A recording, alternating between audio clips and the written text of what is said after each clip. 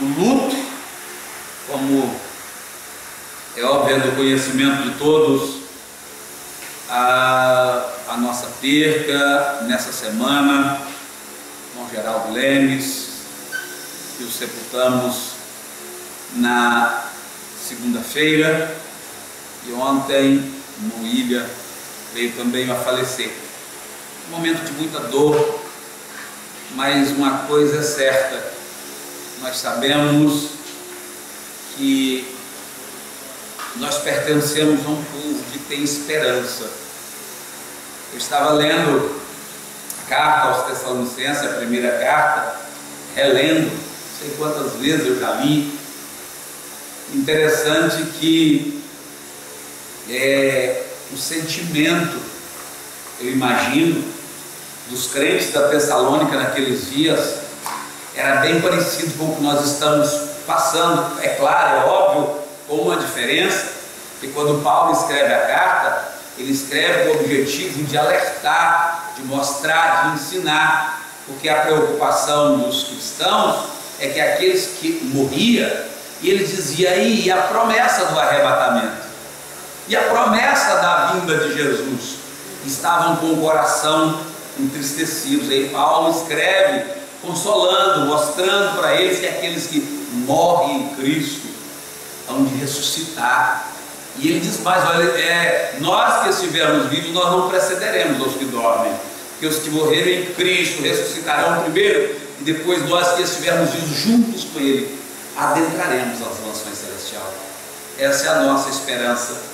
Nós deixamos aqui, até aproveitando que estamos aqui já ao vivo no Facebook, e deixamos aqui mais uma vez, as nossas condolências às famílias enlutadas. Que o Senhor Jesus possa continuar confortando os corações das famílias dos nossos irmãos e confortando o coração de toda a igreja que tem sofrido nesses últimos dias com essas perdas. Mas nós estamos aqui nesta noite com o objetivo de cultuar ao Senhor. Eu louvo a Deus pela sua vida que está aqui nesta noite. Eu louvo a Deus pela vida dos nossos irmãos que estão, através dessa live, acompanhando a partir deste momento, deste culto.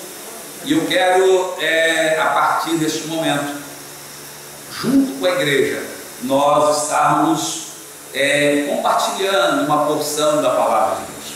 Eu quero te convidar para ficar de pé neste momento e abrir a sua Bíblia no livro de Apocalipse, no capítulo de número 3, para a base do que nós vamos falar aqui esta noite. Nós vamos ler o versículo de número 11, Apocalipse, capítulo de número 3, versículo de número 11.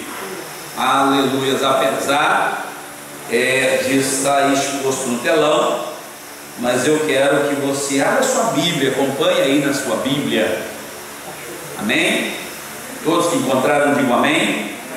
Amém.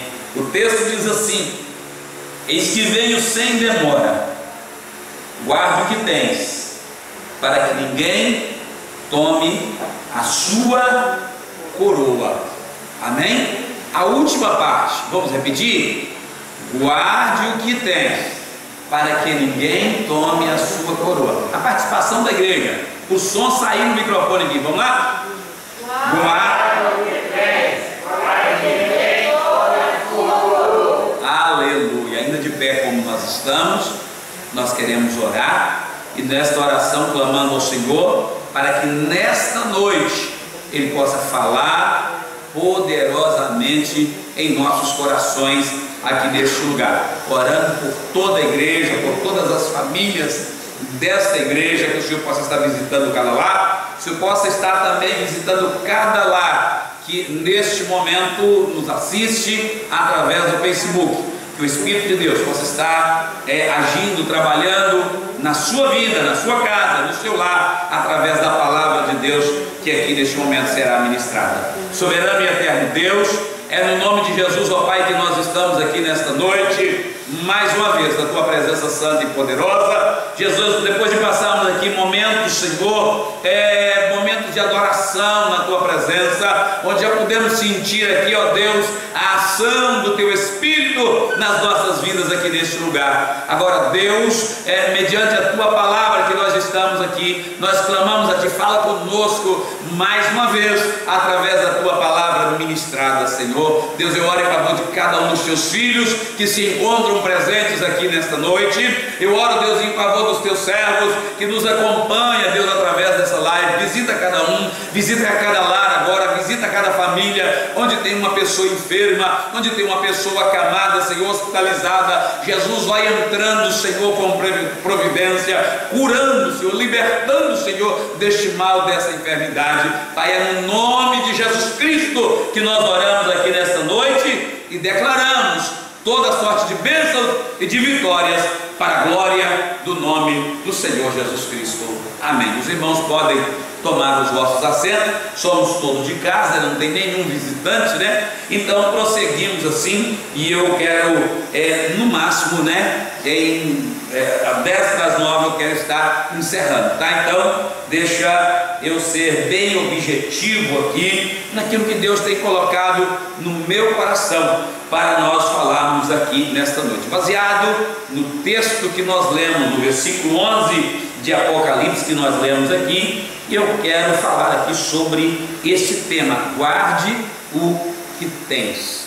Guarde o que tens. O texto lido é um texto conhecido, todos os leitores da Bíblia conhecem muito bem, né, esse texto, né, está inserido aqui nas cartas, ou nas 7 cartas que foram direcionadas as igrejas da Ásia Menor, ou seja, as 7 igrejas que receberam uma carta. Ou seja, nós estamos falando aqui especificamente, né, do versículo de número 7 até o versículo de número 13 desse capítulo 3 de Apocalipse, vai narrar a carta que recebeu a igreja de Filadélfia. A igreja de Filadélfia, uma igreja que se destaca, né, entre as 7 igrejas, né, que recebem essa carta, as 7 igrejas da Ásia Menor, as quais foram endereçadas, né,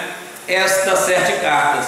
Entre as 7, a igreja de Filadélfia, ela vai ter um destaque entre as demais cartas. Por que eu digo que ela tem um destaque, né? Primeiro, nós vamos ver nessa carta, ou nessas cartas, que todas as 7 igrejas, elas vai ser endereçada uma frase, pronunciada uma frase nessas cartas a todas as igrejas, que eu conheço as suas obras. Ou seja, as obras de todas aquelas igrejas eram conhecidas, ou seja, tanto boas obras como também as más obras.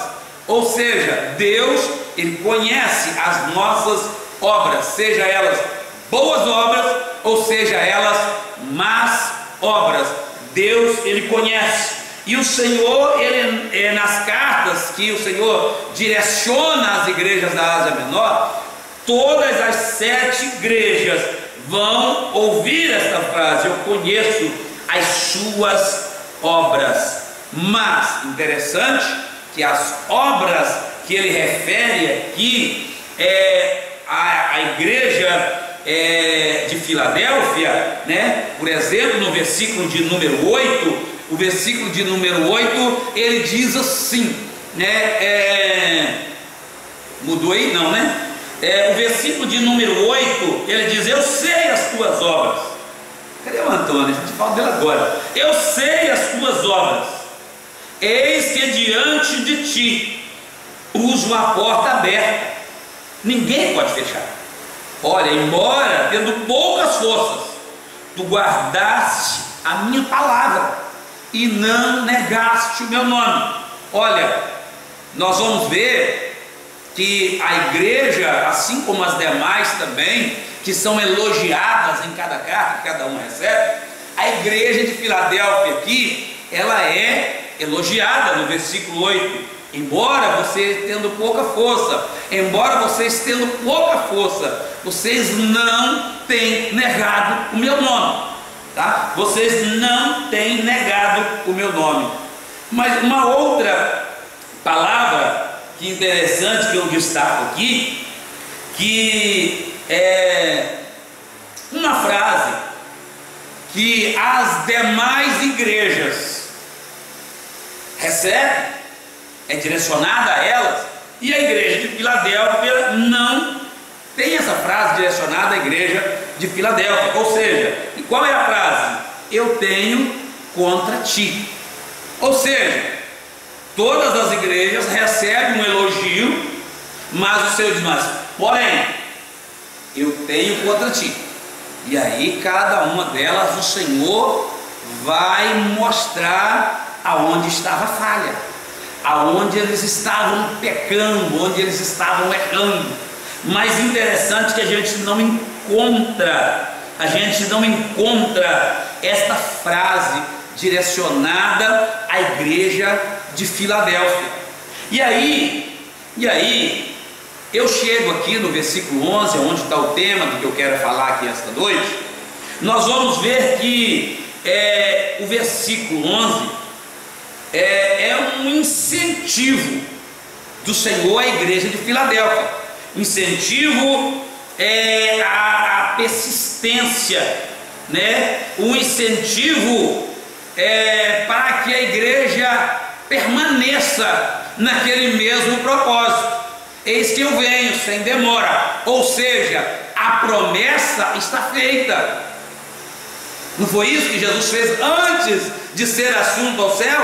Lá no capítulo 14 do Evangelho de João diz: eu vou para o meu Pai, eu vou, mas eu virei outra vez, eu vos levarei para mim mesmo, para que onde eu estiver estejais vós também. Ou seja, Jesus nessa carta escrita à igreja de Filadélfia, ele está dizendo: olha, eu vou vir, a minha volta é certa, tá? Agora, guarde o que tens, para que ninguém tome a sua coroa. Ou seja, ainda que a vida cristã da igreja de Filadélfia, ainda que o comportamento cristão da igreja de Filadélfia, ainda que a caminhada da igreja de Filadélfia recebe aqui uma aprovação divina, uma aprovação do Senhor, mas o Senhor diz assim: olha, ainda não acabou, a caminhada continua, a jornada é longa, não podemos parar no meio da caminhada, não podemos olhar para trás. Vocês lembram aquele episódio lá do Antigo Testamento, quando o Senhor tira Ló lá de Sodoma e Gomorra, quando Deus, através da intercessão de Abraão, Deus envia 2 anjos a Sodoma para que de lá tirasse Ló e a sua família. A Bíblia diz que os anjos são recebidos por Ló. Os anjos agora, após passar uma noite na casa de Ló, e toda uma cena aconteceu, nós não vamos entrar aqui nesse detalhe, não é o nosso objetivo, e nós vamos ver que no outro dia a Bíblia diz que aqueles anjos pegam Ló e a sua família pela mão e diz para eles: fuja lá para os montes, não pare em toda a campina, não olhe para trás. A ordem era direta: fuja para o monte, não pare na caminhada e nem olhe para trás. E o que o Senhor está dizendo para a igreja de Filadélfia aqui é mais ou menos isto. É mais ou menos isso: olha, a promessa da minha vinda é certa, eu voltarei muito breve. Guarda o que tens, ei, guarda, permaneça fiel, seja perseverante na fidelidade, seja perseverante na comunhão, seja perseverante no trato da sua vida espiritual. Isso que eu vou vir sem demora. Guarde o que tem, porque para que você não corra o risco de perder o seu galardão, para que você não corra o risco, para que você perca a posse da promessa que Deus tem para a sua vida, para a nossa vida. Este é o incentivo agora para a igreja de Filadélfia, tá? Não pare nessa campina. Não pare, não olhe para trás, siga, continue avante, para que você não perca a sua coroa. Quando a gente volta lá na história que eu citei aqui de Ló, nós vamos ver que a mulher de Ló, é uma história muito conhecida, né? No meio da caminhada, ela olha para trás, ela lembra dos bens, das fazendas, do gado, de tudo que estava ficando para trás. E a Bíblia diz que ela agora vai olhar para trás. Ela vai olhar para trás. E a ordem do Senhor, a ordem dos anjos do Senhor é: fuja para o monte, não pare, nem olhe para trás. Infelizmente, nós convivemos diariamente, constantemente, com muitos servos de Deus, que assim como a igreja de Filadélfia, que recebe aqui nesse texto elogios pelo seu comportamento cristão, assim como a família de Ló, que tem a oportunidade de ser tirados para fora. Não foi isso que aconteceu conosco? Nós somos chamados igreja. A palavra igreja, ela vem de eclésia, que é tirada para fora. Também fomos tirados para fora, e a ordem de Deus para as nossas vidas é: fuja para o monte, não pare nesta campina, não olhe para trás. Jesus, no seu ministério, ele orientando, discipulando, ensinando os seus discípulos, ele disse: aquele que põe a mão do arado e olha para trás, não serve para ser meu discípulo, ou não está apto para ser meu discípulo. Então a ordem do Senhor Jesus é: olhe para frente, olhe para o alvo. O escritor aos Hebreus diz que nós que estamos rodeados de uma tão grande nuvem de testemunha, né? E o contexto é muito conhecido, né? Quando ele diz isso lá no capítulo 12, ele está citando os heróis da fé de todo o capítulo 11, e ele mostra: olha só quantas testemunhas nós temos. Nós não podemos parar, nós não podemos olhar para trás. Nós que estamos rodeados de uma tão grande nuvem de testemunha, deixemos todos os embaraços, o pecado que tão de perto nos rodeia, e corramos com perseverança a carreira que nos está proposta, olhando somente para Jesus, que é o autor e o consumador da nossa fé. Aleluia, bendito é o nome do nosso Deus, aleluia. Então, meus queridos irmãos, incentivo a igreja de Filadélfia a perseverar, a continuar, porque temos esperança, porque aguardamos a grande promessa da vinda do Senhor, aguardamos a grande promessa do galardão, da recompensa que receberemos na eternidade, aleluia, pela nossa perseverança, pela nossa fidelidade, pelo cuidado de Deus pelas nossas vidas, enquanto estivermos aqui. E eu queria nessa noite tentar falar de algumas coisas. A ordem é: guarda o que tens, para que ninguém tome a tua coroa. E eu queria falar aqui nesta noite de algumas coisas que nós precisamos guardar. Tá? Para quê? Para não perder a coroa, para não perder a salvação, para não perder as promessas de vida eterna, para não perder a promessa de arrebatamento. Muitos, como eu já disse aqui, infelizmente, têm olhado como a mulher de Ló para trás, têm perdido o foco e têm parado no meio da caminhada, têm perdido a esperança. Muitos estão morrendo sem Deus e sem esperança, mas a ordem é: guarda o que tens, o que Deus tem te dado, meu irmão, minha irmã, tudo que você tem recebido da parte de Deus, guarda, luta, zela, aleluia, porque é precioso. A salvação, ela é preciosa, né? O escritor aos Hebreus diz: como escaparemos nós se nós não atentarmos para essa tão grande salvação, a qual nos foi anunciada pelo próprio Jesus, confirmada pelos que ouviram, e ela chegou até a nós. Guarda o que tens, Guarda essa comunhão, guarda o que você tem. E tá, deixa eu ir embora, porque eu quero falar aqui de algumas coisas especiais que nós precisamos guardar para nós permanecermos com a nossa vida fiel ao Senhor. Tá? E a primeira coisa que eu quero falar aqui essa noite, entre as coisas que nós precisamos guardar, coloca para mim aí, Antônio, é você que está aí, que beleza. Eu gosto desse Antônio naquela mesa de som, mas não desprezando os outros, eu amo os outros também. Mas o Antônio, ele parece que nós ensaiamos, né? A gente ensaia. Capítulo 4, versículo 23 do livro de Provérbios. Vou apanhar depois no final dos outros agora, né? Capítulo 3, desculpa, eu até emocionei. Capítulo 4, versículo 23 de Provérbios.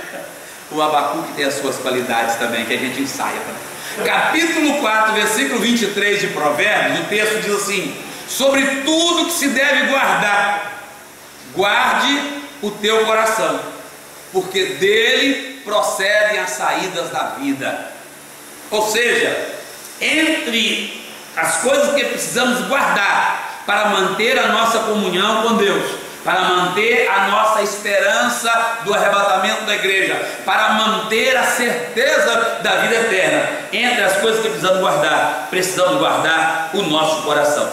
Segundo o sábio Salomão, que é o escritor aqui do livro de Provérbios,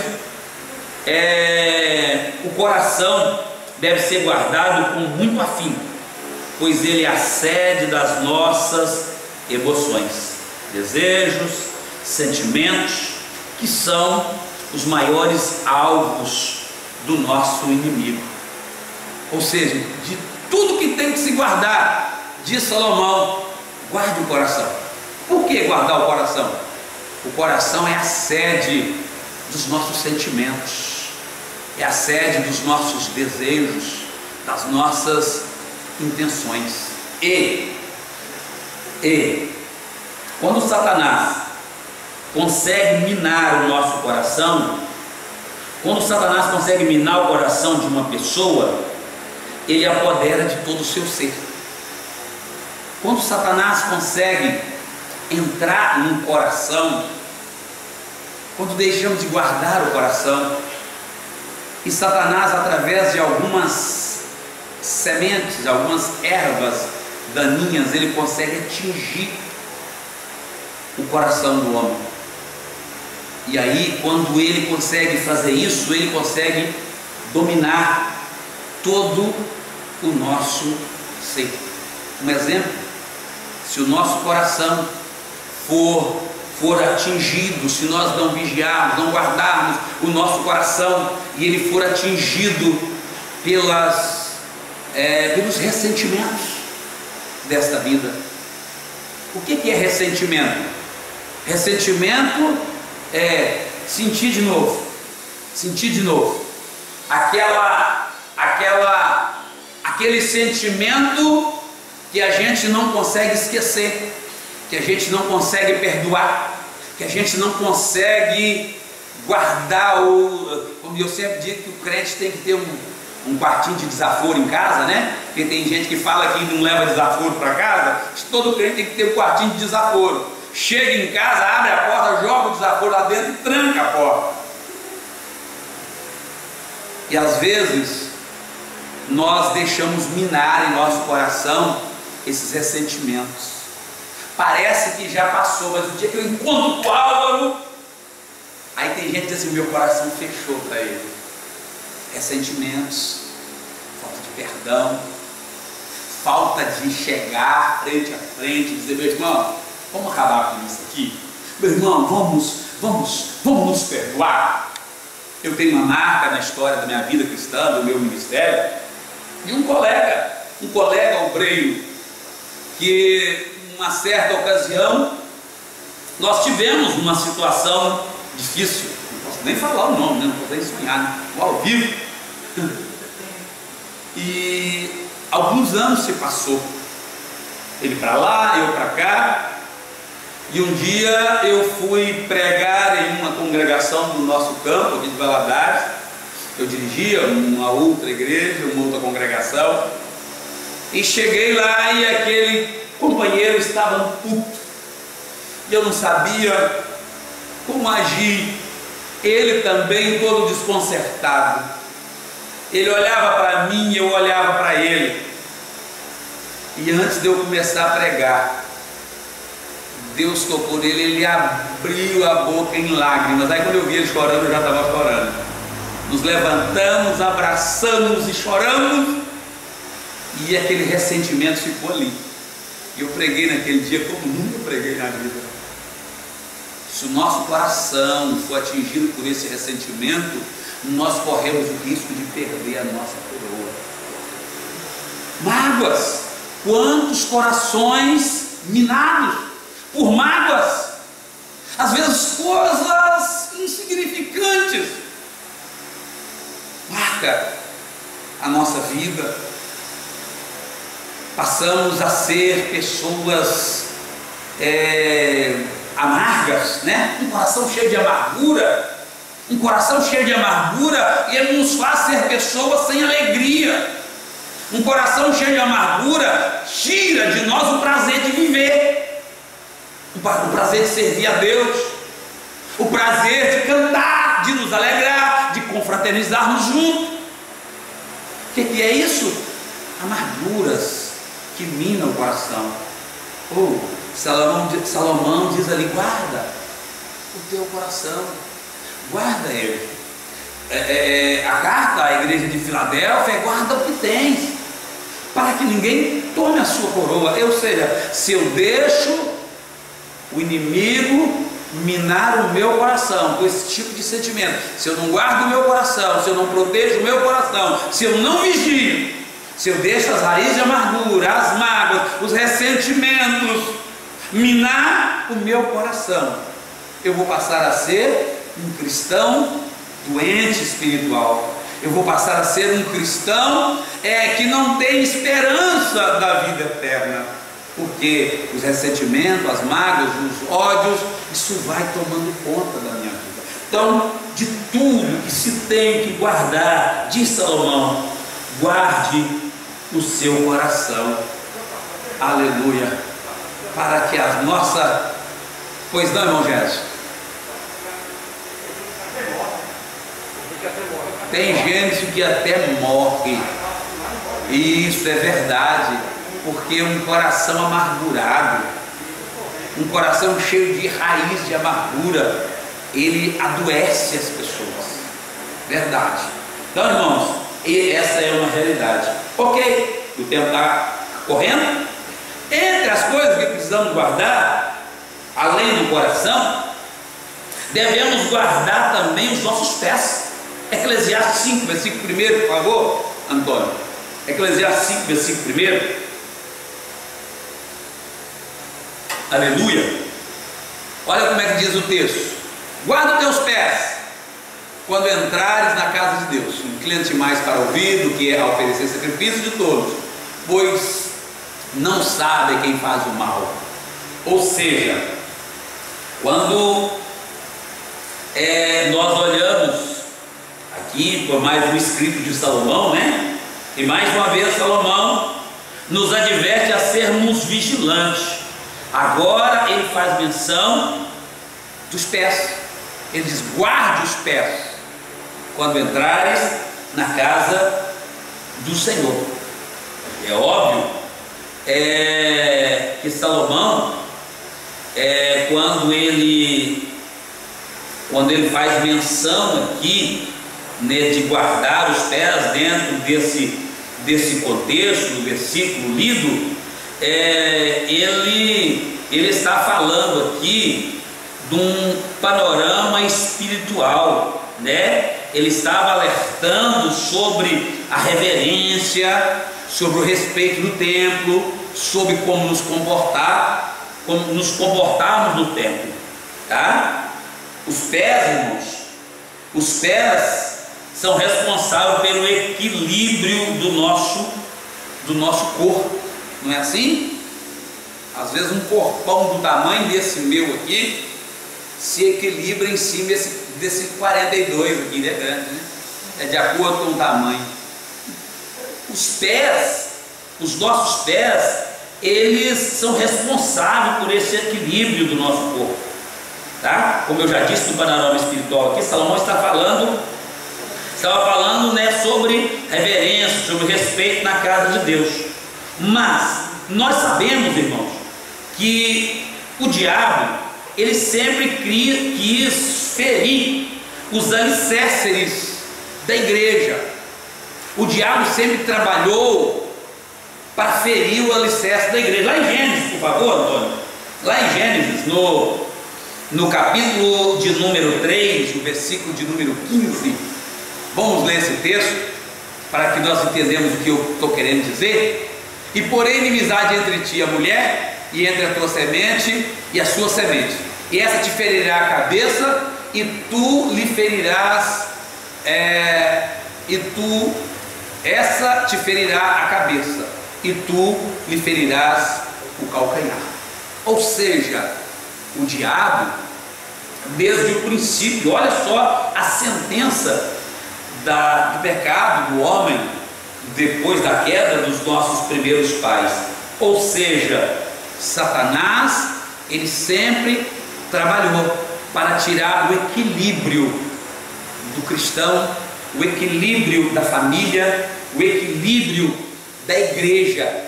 Então, olha só, o conselho de Salomão é: guarda os pés,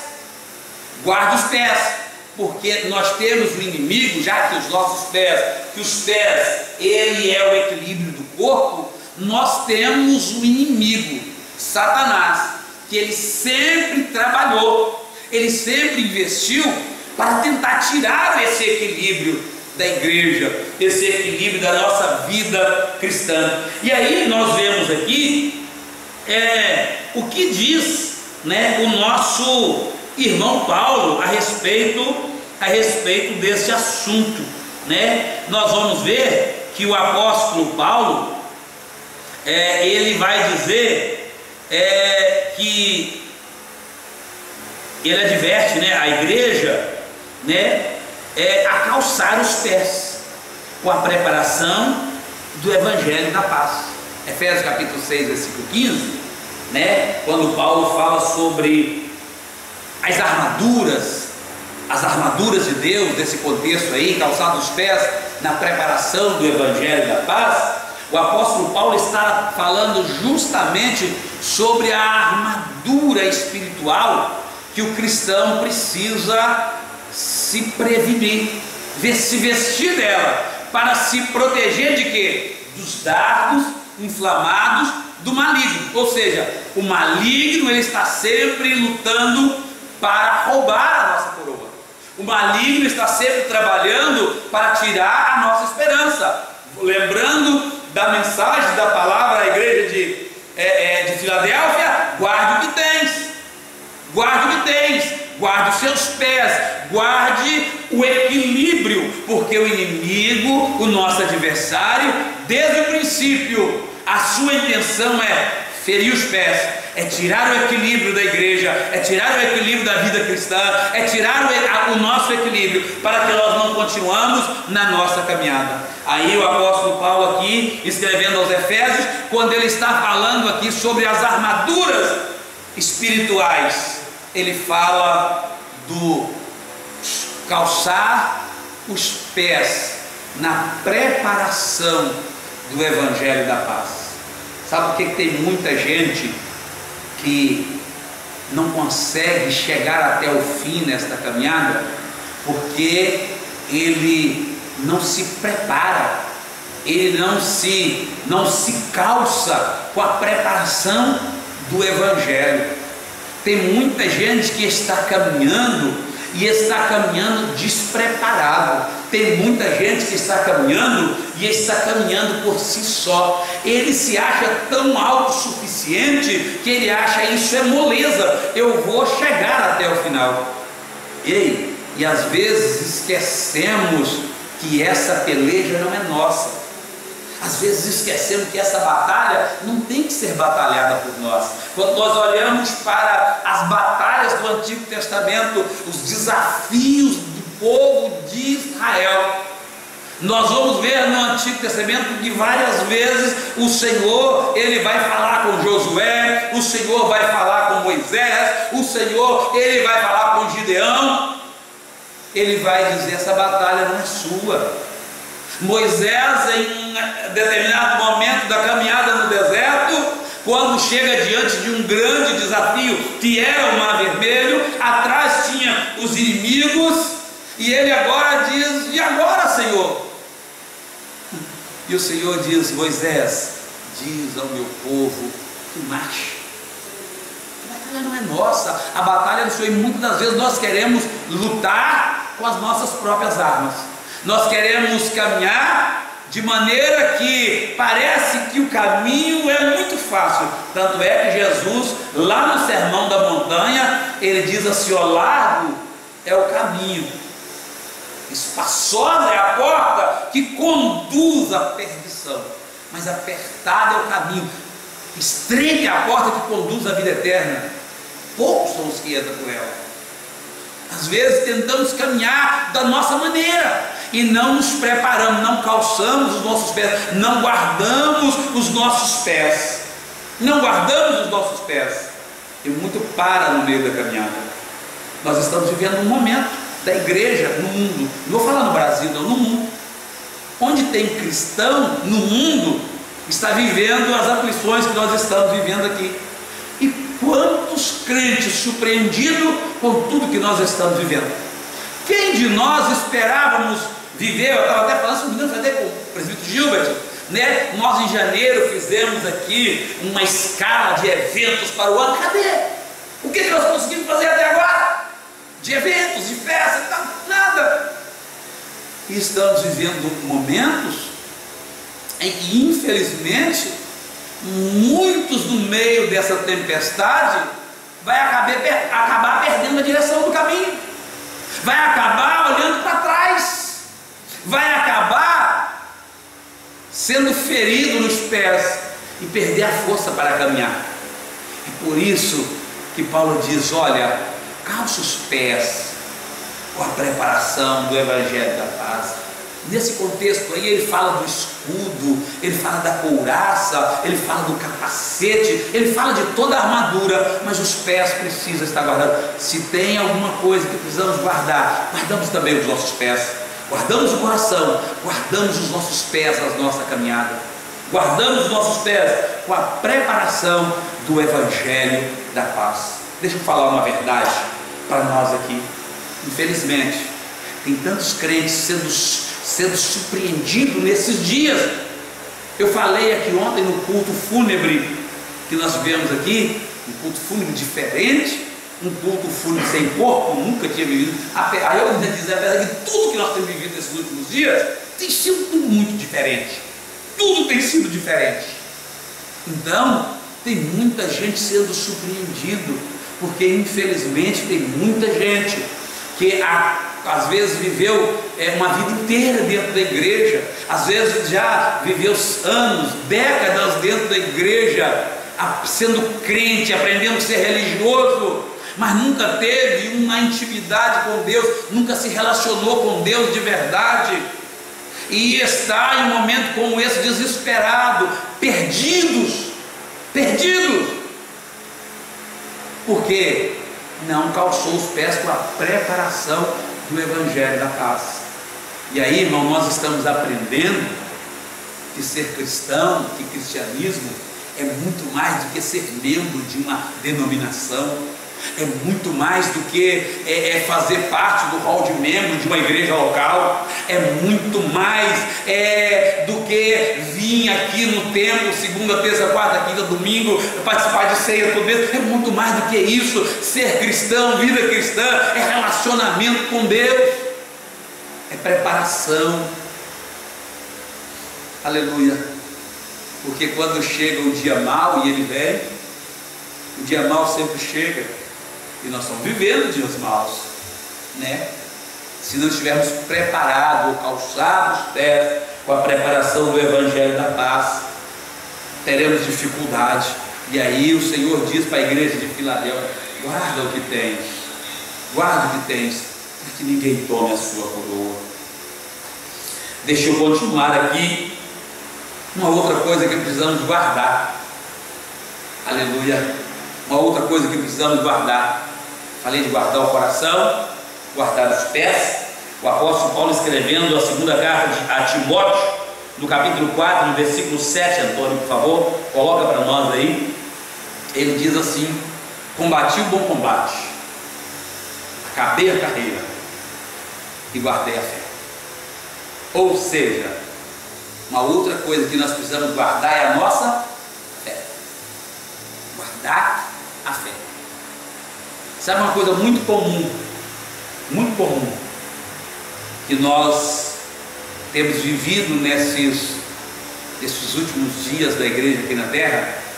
São pessoas cristãs que viveram uma vida inteira dentro da igreja, dentro do templo, muitos até líderes, obreiros.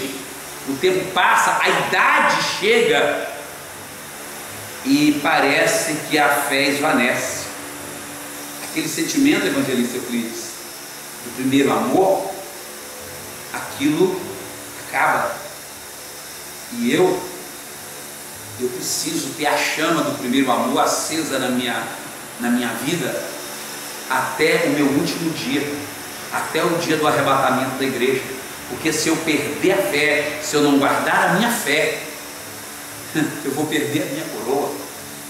Quantas pessoas que dedicaram uma vida inteira até de serviço, de trabalho na obra de Deus, e corre o risco de perder a coroa. Sabe por quê? Porque a fé esvaneceu, perdeu a fé. Paulo, escrevendo a Timóteo, Paulo aí, né?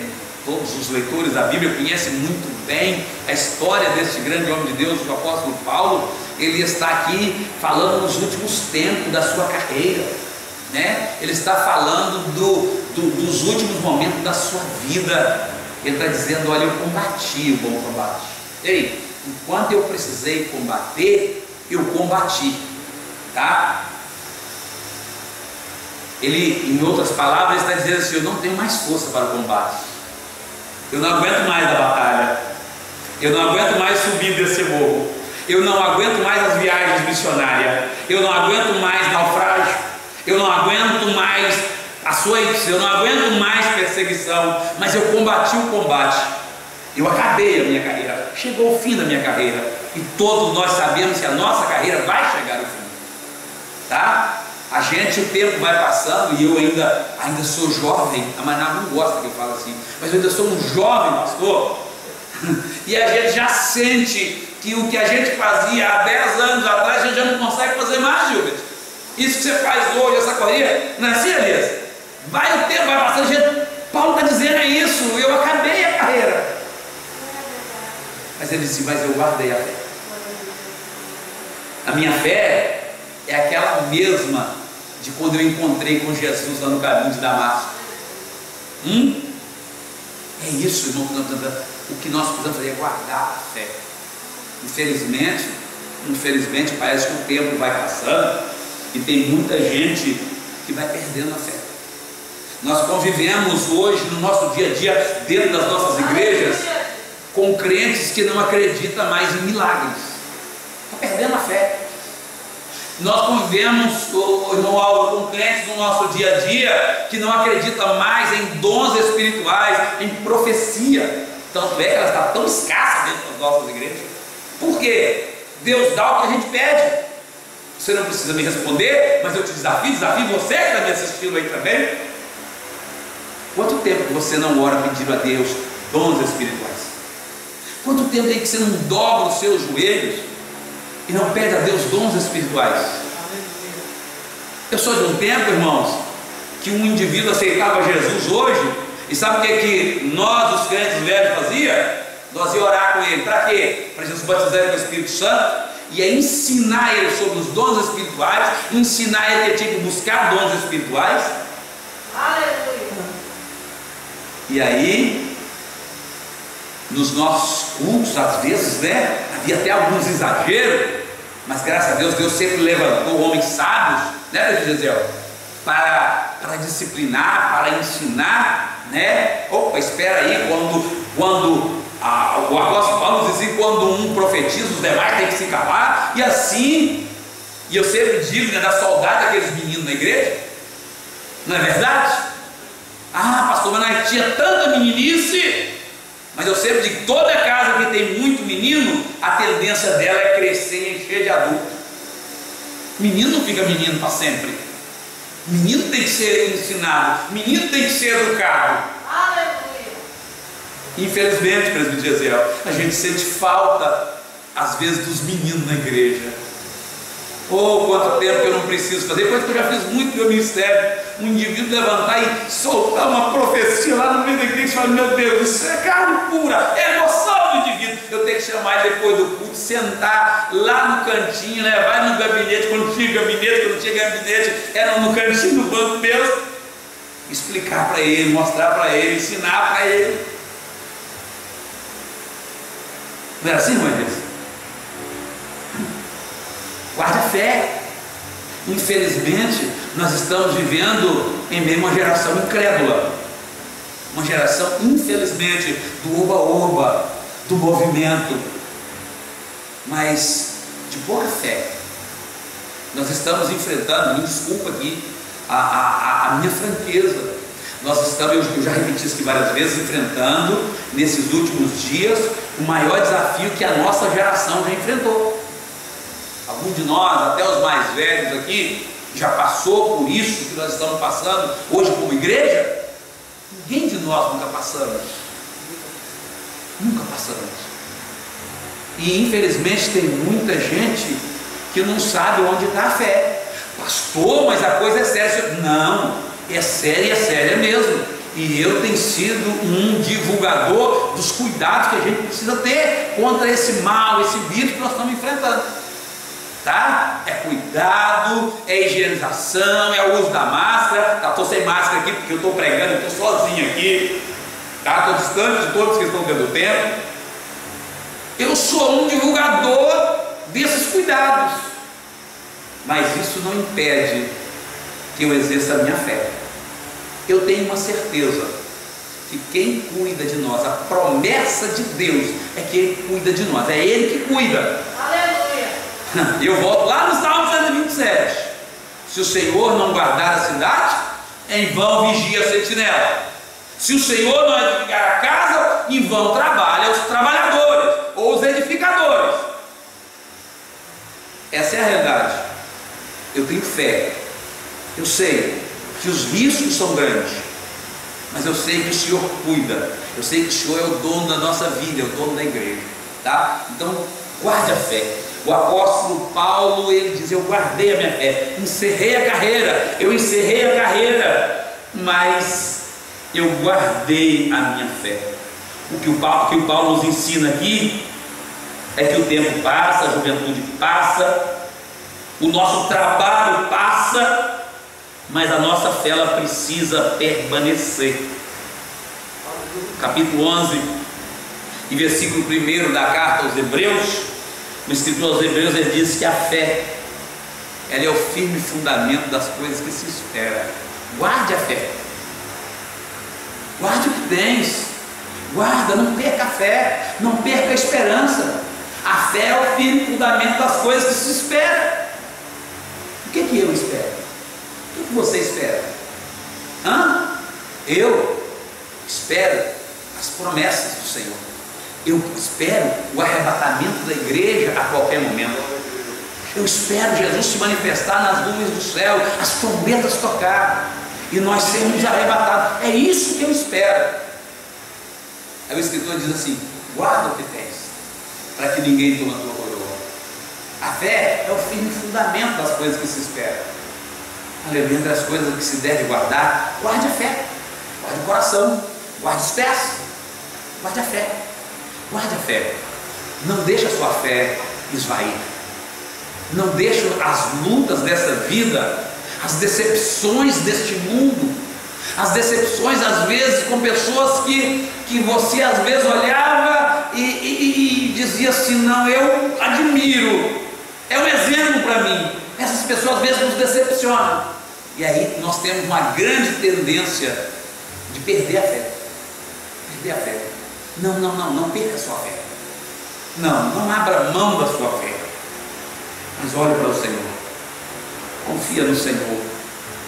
Ainda que a terra se mude, permaneça confiando naqueles que te prometeu. Pastor, só um comentário. Pode comentar, eu vou comer o ar.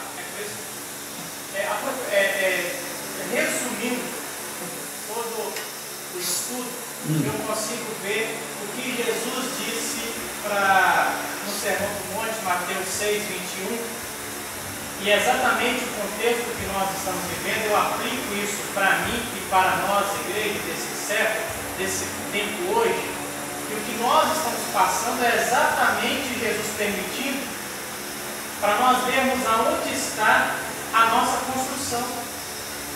Aonde nós estamos acumulando este tesouro? Por que muitos têm naufragado na fé, têm vacilado o seu coração? O que o Senhor está ensinando?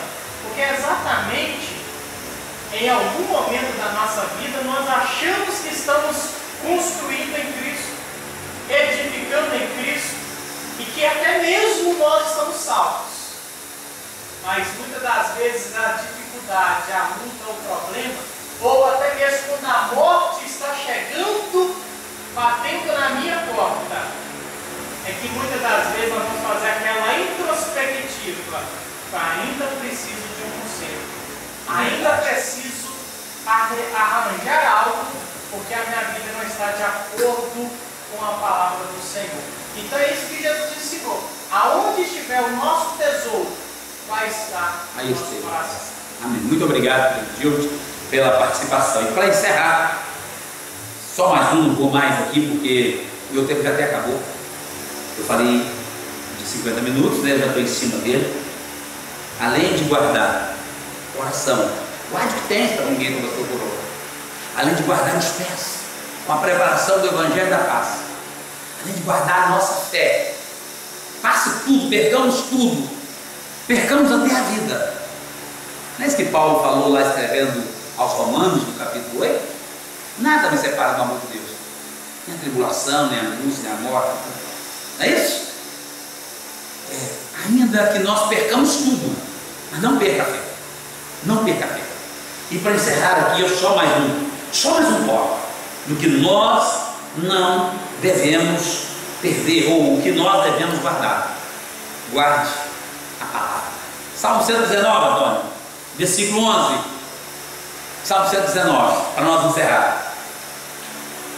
Escondi, Senhor, a tua palavra no meu coração, para eu não pecar contra ti. Às vezes nós preocupamos, irmãos, em guardar tantas coisas insignificantes e esquecemos de guardar a palavra de Deus. Guarde o que tens, guarde a palavra no seu coração. Às vezes, nem sempre nós vamos ter a oportunidade de ter a palavra escrita, de ter a palavra em nossas mãos, como nós temos tantos exemplos. Você está querendo falar, meu filho? Só um minutinho aí, vamos comer aqui. Como nós temos tantos exemplos, né? Mundo afora, em países fechados para a palavra. E eu conheço testemunhos de missionários que vivem em países que, quando conseguem uma Bíblia, tiram uma folha para cada crente. Cada um fica com uma folha e todo mundo vai ler e decorar. Quando decorou aquela folha, eles trocam de folha. Nem sempre nós vamos ter a palavra escrita nas nossas mãos, mas essa palavra revelada, ela pode estar guardada no nosso coração. Amém? Essa palavra, irmãos, ela gera temor. Essa palavra, ela gera autoridade na nossa vida. Essa palavra, ela é geradora de fé. Ela aumenta a nossa fé. Então, entre tudo que nós devemos guardar, como o Senhor diz da carta à igreja de Filadélfia, guarde o que tens, para que ninguém tome a sua coroa. Guarde o que tens, guarde a palavra de Deus. Você tem tido a oportunidade de ter a palavra da sua mão. Lá em casa deve ter 20 e tantas Bíblias. Eu tenho certeza que na casa de todo mundo aqui tem fartura de exemplar da Bíblia Sagrada. E às vezes nós sabemos de tanta coisa, conhecemos a escalação do nosso time, conhecemos a escalação da seleção brasileira, conhecemos o nome de todos os deputados, senadores, prefeitos, vereadores, enfim, sabemos, guardamos tudo, mas não preocupamos muitas vezes de guardar a palavra. Eu só vou guardar a palavra a partir do momento que eu amar ela, a partir do momento que eu ler ela, que eu estudar ela, eu vou ter ela guardada no meu coração. Guarde a palavra de Deus, ela é remédio para as nossas almas. Bom, antes eu concluir aqui, meu Euclides, por favor, fala. Eclesiastes 12:13. Eclesiastes 12:13, por favor, Antônio. De tudo que se tem ouvido, o fim é temer a Deus e guardar os seus mandamentos, porque esse é o dever de todo homem. Qual o dever de todo homem? Guardar a palavra. Muito obrigado, irmão Clívis. O dever de todo homem é guardar a palavra. Mas espera aí, nós estamos vivendo nessa geração um cristianismo sem palavra. Eu já disse que eu já vi um cristianismo de oba-oba, um cristianismo de movimento, um cristianismo de eventos, um cristianismo que tem que ter estrela, tem que ter popstar, tem que ter alguém para chamar a atenção. Olha que coisa maravilhosa que nós estamos vivendo esses dias. Nós não podemos dizer, irmão, vem para o culto domingo, que domingo vai ter o pregador X lá de não sei aonde. Sabe quem está vindo na igreja? Quem ama a palavra. Quem ama a palavra. É claro que eu estou dizendo aqui, e entendo e sei que muitos que do grupo de risco, idosos, não devem vir mesmo. É para ficar em casa, apreciando a palavra aí como você está. Mas o amor pela palavra, a sede pela palavra, ela nos faz caminhar, ela nos faz enfrentar os desafios, ela nos faz cada dia mais aproximar de Deus, tá? Tudo que o homem deve guardar, o fim de tudo que se tem ouvido, o fim é temer a Deus e guardar os seus mandamentos, porque esse é o dever de todo homem. Meu irmão, minha irmã, você, meu irmão, que está aí nos assistindo, guarde a palavra de Deus no seu coração. O salmista diz, texto que nós já citamos aqui: escondi a tua palavra no meu coração, para eu não pecar contra ti. Vamos colocar de pé. Nós vamos orar neste momento, agradecendo a Deus por este momento. Lembrando, viu, irmão? Você, meu irmão, guarde o que tens, para que ninguém tome a sua coroa. Nós temos uma promessa, nós temos um Deus todo-poderoso que tem cuidado de nós. Isso, prepara aí, gente. Quando eu dar a bênção aqui, vamos encerrar adorando a Deus. Deixa eu lembrar um aviso que o irmão José Florencio já veio me avisar aqui. Irmão, como os irmãos sabem, nossos cultos de sexta-feira estão suspensos, tá?